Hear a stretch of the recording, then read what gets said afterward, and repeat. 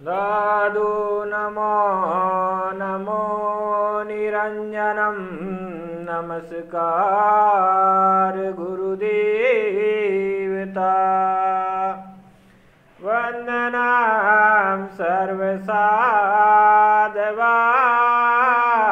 प्रणामं परंगत परब्रह्मा परम सोमम देव निरंजनम निराकार निर्मलम तस्य दादुजेवंदनम। जय गुरुदेव भगवान की जय। निरंजन निराकार की जय। दादू राम सत्यराम।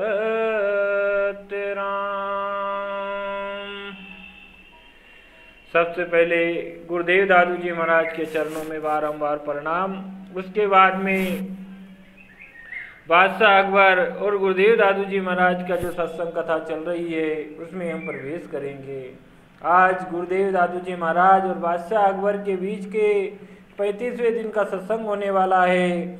जब सूर्य उदय हुआ 35वें दिन हुआ तब बादशाह अकबर सोतागण सभी गुरुदेव दादू जी महाराज के पास बाग में पधार गए और उससे पहले गुरुदेव दादू जी महाराज भी अपने आसन पर भक्ति कार्य से निपट कर वो भी विराज गए।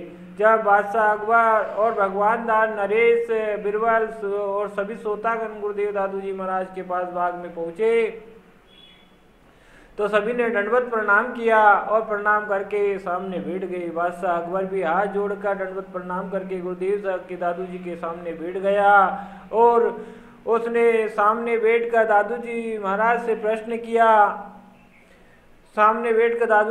से प्रश्न किया कि संपूर्ण प्राणी सुख चाहते हैं और दुख कोई भी नहीं चाहता, लेकिन गुरुदेव दुख क्यों होता है, इसका कारण बताइए।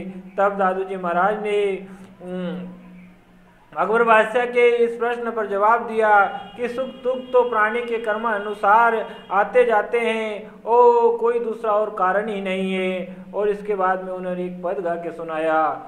राहु गिले जो चंद को गहन गिले जो सूर कर्म गिले जो जीव को नग सिकलागे पूर। गुरुदेव दादू जी महाराज कहते हैं जिन कर्मों से ही पतन और उन्नति होती है, जैसे ग्रहण के समय राहु चंद्रमा को और केतु सूर्य को निकल जाता है तब अंधकार ही अंधकार हो जाता है, वैसे ही जब सकाम कर्मों की अधिकता से जीव का मन स्वरूप चंद्रमा मलिन हो जाता है और विवेक रूपी सूर्य भोग वासना में लग जाता है, तब जीव के शरीर में से नख से सिका पर्यंत अंधकार ही अंधकार परिपूर्ण नजर आता है और वही कर्म को जीव का गिलना होता है। इस प्रकार गुरुदेव दादू जी महाराज ने बादशाह अकबर को कर्म के विषय में बताया और फिर अकबर ने दादू जी महाराज से पूछा, भगवान दुख नष्ट होकर जीव को परम सुख कब प्राप्त होता है। तब दादू जी महाराज ने उनके इस प्रश्न का भी उत्तर इस प्रकार दिया। चंद्र गिले जब राहु को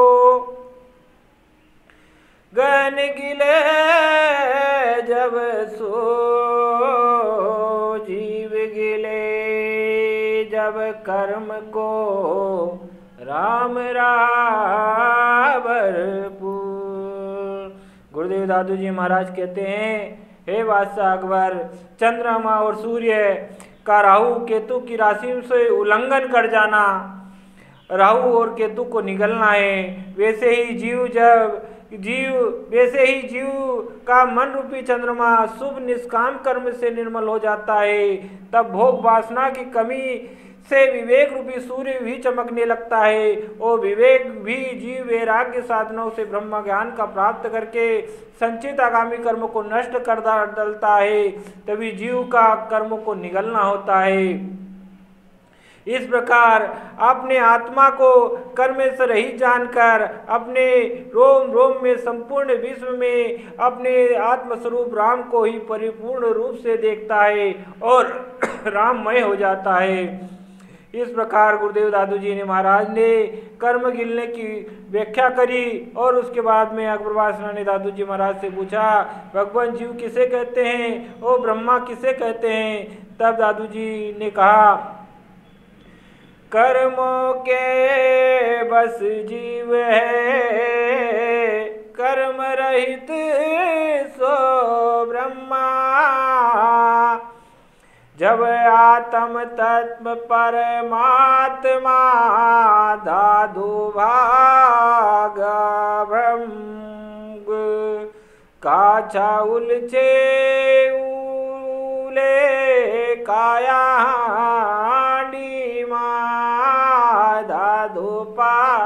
का मिल रहा जीव ब्रह्मा देना।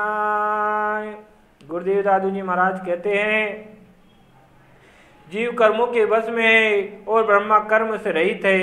जब ब्रह्मनिष्ठ गुरु ज्ञान उपदेश को से अज्ञान नष्ट कर देता है तब आत्मा का साक्षात्कार होता है और ब्रह्मा का भी साक्षात्कार हो जाता है।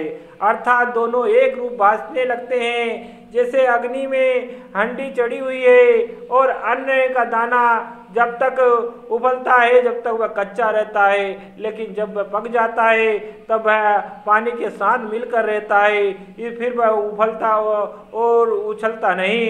इस प्रकार शरीर के में कर्म की गति है। जब तक ब्रह्म ज्ञान नहीं होता तब तक शरीर में आना जाना लगा रहता है और इन दोनों में भेद रहता है। और जब ये एक अवस्था में पहुंच जाता है तब जीव और ब्रह्मा एक हो जाते हैं, एक ही प्रमाणित होते हैं। इस अवस्था में जीव और ब्रह्मा दोनों प्रमाणित होते हैं। फिर बादशाह अकबर ने पूछा, भगवान जीव को ब्रह्मा बनाने वाला ज्ञान कैसे होता है, उसका साधन क्या है? तब दादू जी महाराज ने उत्तर दिया, जीव ब्रह्म सेवा करे, ब्रह्मा बार हो, दादू जाने ब्रह्म को, ब्रह्म शरीर का सो। दादू जल में गगन, गगन में जलम है, पुण्य वे गगन निरालम। ब्रह्म जी ये विधि रहे सभेद विचारम।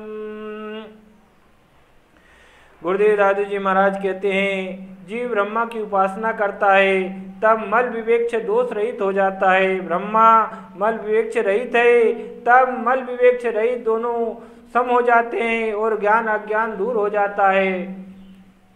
ज्ञान अज्ञान दूर हो जाता है। इस प्रकार आत्मा स्वरूप ब्रह्मा का एक स्वरूप हो जाता है। जैसे जल में प्रतिबिंब आकाश की छाया में विद्वान होता है और जल की सत्ता का आधारभूत प्रकाशमय वान होता है, पर आकाश जल के आधारती धर्म से युक्त नहीं होता। वैसे ही शुद्ध कूट चेतन प्रतिबिंब रूप में विद्वान है तथा जीव वृद्धि आधार मूल्य शुभ चेतन आदि श्राय से ब्रह्म का भीतर जीव का ब्रह्म संबंध होने पर वह ब्रह्म जीव धर्म अल्प ज्ञान युक्त नहीं होता। जीव और ब्रह्मा के उस भेद का विचार करना चाहिए। इस प्रकार गुरुदेव दादू जी महाराज ने ब्रह्म संबंधी उपदेश सुनाया। उसके बाद में बादशाह अकबर ने दादू जी महाराज से कहा कि वह सेवा कौन सी है जो ब्रह्मा को बारंबार प्रणाम करती है। तब दादू जी महाराज ने उसके उपदेश में ये कहा, दादूनी का नाम है सो तुम ही दे राखी, पाखड़ प्रचन दूर कर सुन साधु जन साखी। गुरुदेव दादू जी महाराज कहते हैं, एक यज्ञ साधनों के द्वारा तो पतन का भय रहता है, लेकिन नाम का अनुसरण करने से पतन का भय कभी नहीं रहता। इसलिए नाम का सुमरण करो और परमात्मा का भजन करो, इसी से तुम्हारा कल्याण होगा। इसी प्रकार गुरुदेव दादू जी महाराज ने बादशाह अकबर को 35वें दिन के सत्संग में संपूर्ण ब्रह्म विचार के बारे में, दुख के बारे में विस्तार दिया और अब सब सुनाया। इसी के साथ में आज के लिए बस इतना ही। अब मैं अपनी वाणी को विराम देता हूँ। लाइक सब्सक्राइब करके ये वीडियो को प्रमोट जरूर करना। इसी के साथ एक राम के नाम बिनय जीव की जलन न जाई, दादू के से पश्चिम हुए कर कर बहुत उपाय, दादू राम सत्य राम।